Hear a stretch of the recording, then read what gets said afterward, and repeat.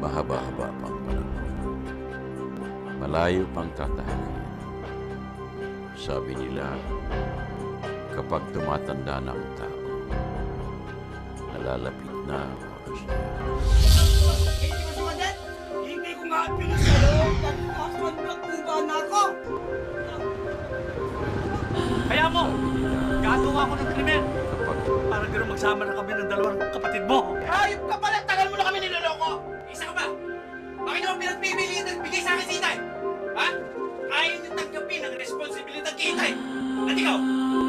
Ikaw ayaw mo aminin na isa kang bala mo rin sa sarili mo! Sira ulo ka pa rin! Ha? mahaba-haba,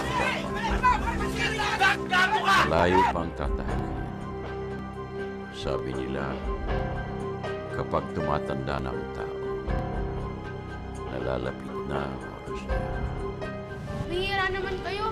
Kayo na nga lang nakikitira. Kasama pa kayo. Mga lintik kayo! Wala na ba kayong ibang paglulunggaan? Ilan-ilan lang kami dito. Bigla kayong nagdagsak. Kanina ka pa eh! Ano yan? Para-parehas lang tayo dito ha! Huwag kang galit!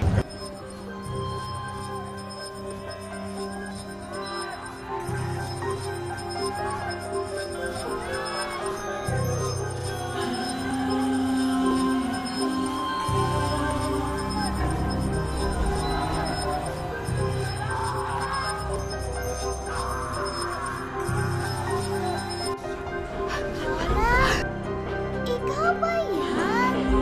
Ma, kung akala ninyo mahuhulog ulit ang loob namin para bumalik sa bahay, nagkakamali kayo. Lumalaki na nga po. Ang araw, naintindihan ko. Masakit para sa isang ina ang tanggapin na malalayo sa kanya ang kanyang mga anak. Elisa, kano ba ako matanda? Oh, hindi po. Para kayong suka. May asim pa. Nag-iisa na lang ako sa bahay. Ay, wala akong kasama.